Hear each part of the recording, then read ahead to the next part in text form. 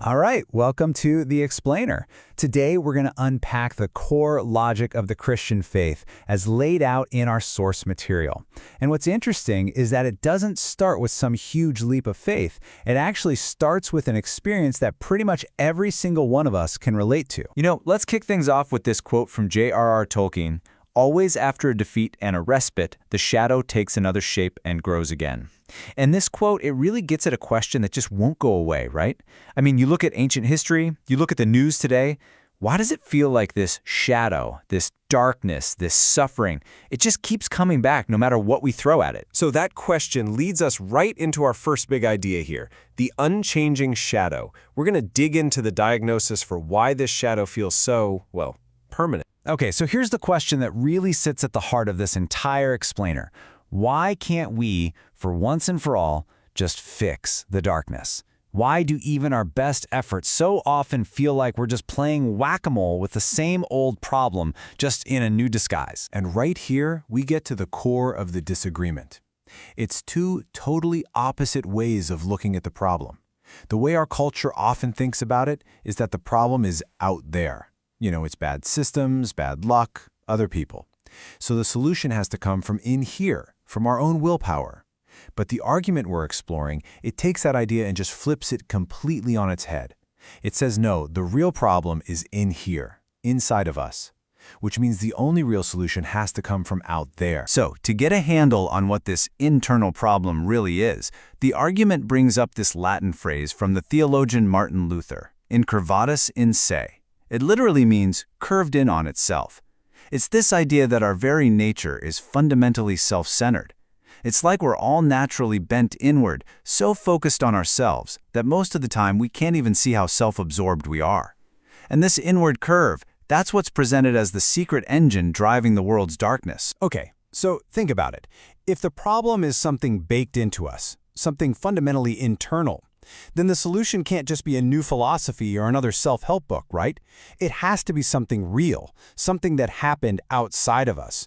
Which brings us to our next section, a truth out there. Now, what the source material does, especially in the Gospel of Luke, is it works really hard to ground all of this in actual history. I mean, the author doesn't kick it off with once upon a time. Instead, they drop in these real, verifiable names, people like Caesar Augustus, Governor Quirinius. The message is pretty clear. Hey, this isn't a fairy tale. This is stuff that actually happened in the real world. And here's what's really fascinating. The first people to follow this message, they're not shown as being gullible at all. The book of Acts actually says they needed many convincing proofs that Jesus was really alive. You have to understand, back then, the idea of one person being physically resurrected in the middle of history, that wasn't a thing. Nobody believed that, not Jews, not Greeks, not Romans. It was completely off the radar. So the argument goes that the evidence must have been absolutely overwhelming to shatter a belief system that strong. All right, so this historical event, it points to a solution that is, honestly, a total paradox. It brings us to section 3. The way up is down.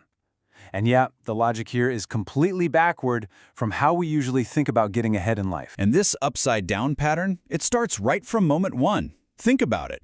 No room at the inn, so he's born in a stable and laid in a manger, which is, let's be real, just a feeding trough for animals. And the source doesn't present this as some kind of cute, sentimental story. It's meant to be seen as a raw, stark picture of total weakness and humility. There's a line from an old Christmas hymn that just nails this idea. Mild he lays his glory by, born that man no more may die. That's the whole concept in a nutshell, this incredible, willing surrender of power and glory, all for the sake of other people. So what is this backward-sounding logic? It's this pattern of complete reversals. You want to find your true self, you have to lose yourself for others. You want to have real influence, you have to serve. You want to get love, you have to give it away with no strings attached. It sounds crazy, but at its core, it's this. The way up is down. Okay, to help wrap our heads around this, there's a great analogy. Imagine Shakespeare. He's written this incredible play, Hamlet. How can he talk to his own character, Hamlet? He can't just yell from the wings, right? Hamlet wouldn't hear him. To really communicate, to really connect, Shakespeare would have to write himself into the play as one of the characters. And that's the logic here for the incarnation.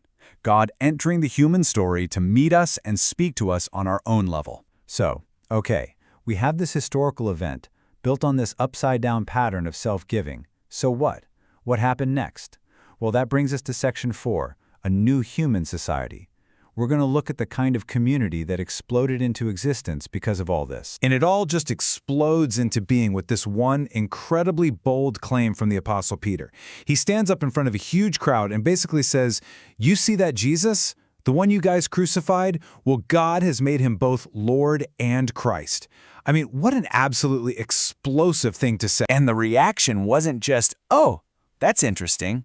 It was immediate. It was deep. The source says 3,000 people were cut to the heart. That's not just intellectual agreement.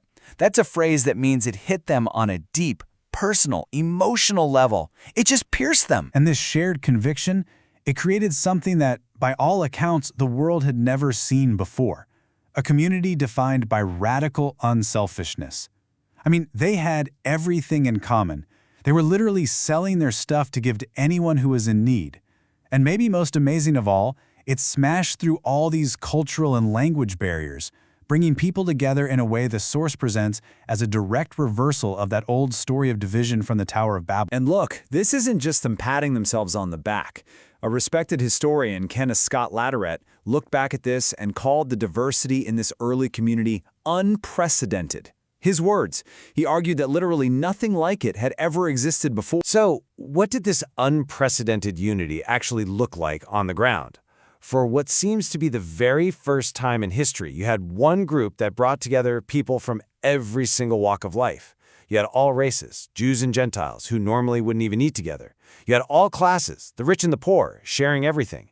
And you had all kinds of people, men and women, the highly educated and totally unlettered, all on equal footing. This radical, all-encompassing inclusiveness was its defining feature, and probably what made it so magnetic. Okay, so that's the big picture, the history. But what does any of this mean for you and me today? And that brings us to our final section. Fear not, make peace.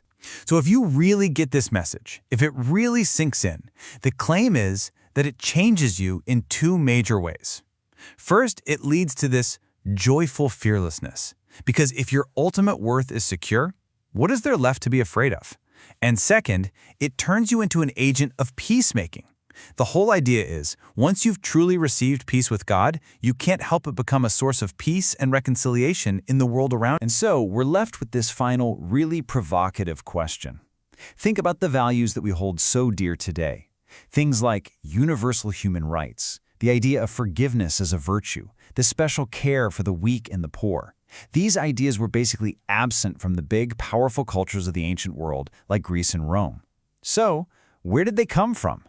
The argument here is that they didn't just pop up out of nowhere. They have a history, they have a source, and it leaves us to wonder about where those roots really lie. And that is the logic of the faith explained.